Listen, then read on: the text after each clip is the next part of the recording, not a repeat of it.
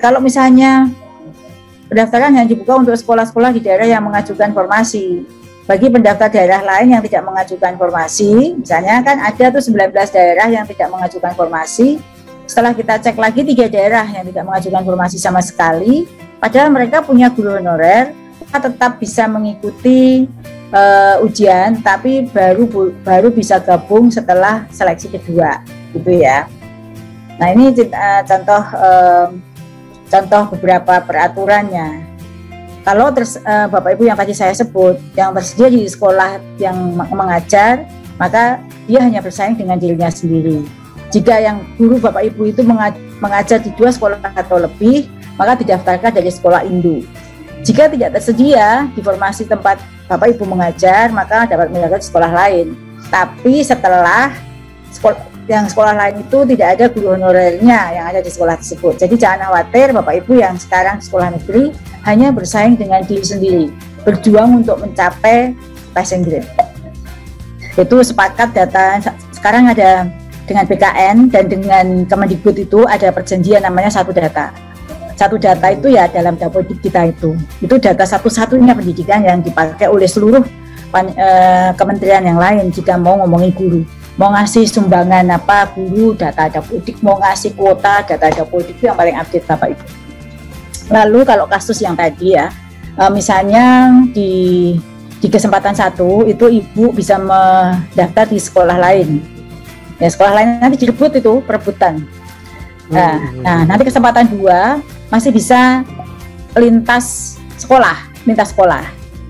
Ya misalnya di DKI itu ada berapa kabupaten, Pemkot, Provinsi DKI, masih di lingkungan kabupaten itu. Seleksi ketiga, lintas kabupaten dalam satu provinsi.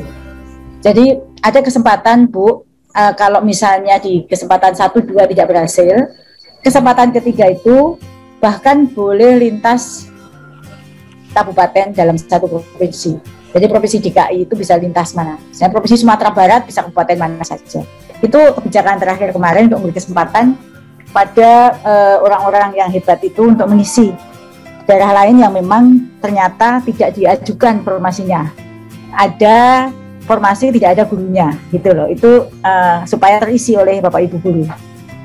Jadi ASN itu sama dengan sebenarnya itu ASN itu aparatur sipil negara. Untuk proses ngangkat, pemberhentian, dan tadi ya hak-hak sebagai ASN itu tertuang diatur semua melalui undang-undang.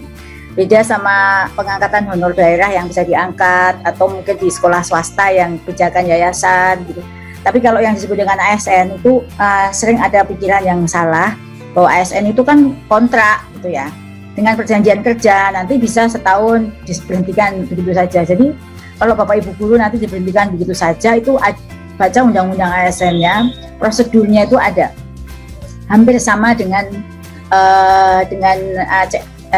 pegawai negeri sipil PNS, berbagai peraturan yang mengatur tentang ASN itu, termasuk proses seleksi, rekrut dan pengangkatannya. Itu semuanya sudah diatur Mas Sumardiansyah bahwa tidak bisa diangkat begitu saja. Siapapun itu untuk menjadi ASN seperti Pak Iwan Cahril itu juga ASN P3K itu. Tapi harus melalui seleksi sesuai dengan prosedur seleksi yang harus diikuti sehebat apapun beliau. Masuk sekarang kepala Balitbang. Dan nah itu dalam posisi itu, apalagi guru. Jadi guru pun itu ujung tombak, itu pun harus dibuktikan dengan kompetensi. Karena tadi saya sebut bahwa seperangkat kompetensi itu banyak cara untuk membuktikannya, bisa dengan portofolio dan lain sebagainya. Tapi Kemenpan RB atau Panselnas itu sudah punya untuk menghindari yang namanya subjektivitas. Misalnya portofolio itu kan, oh Mas Mardiansyah, oh saya kenal baik nih portofolionya.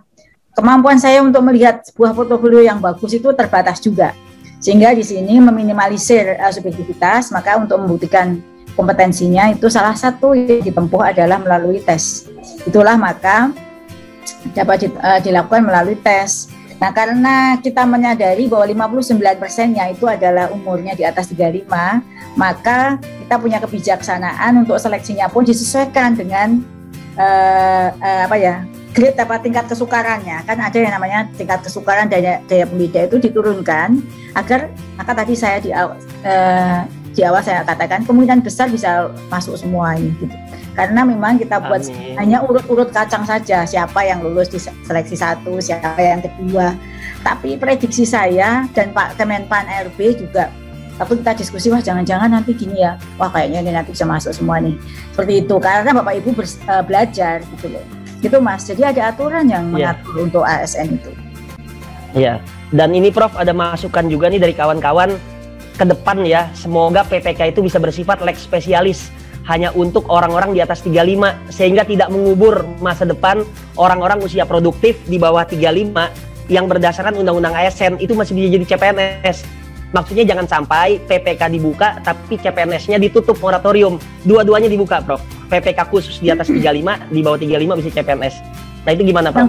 Yang berhak buka nutup bukan Kemendikbud. Kalau kami itu pengen banget ya. Jadi itu mohon dipahami ya, ini didudukkan pada institusi masing-masing ya.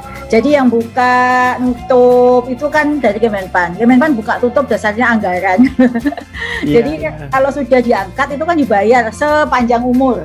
Seperti sekarang ini ya, kalau udah ada seleksi P3K 1 juta guru kan setiap tahun menteri harus menyiapkan kesinambungan gajinya. Contohnya itu risiko.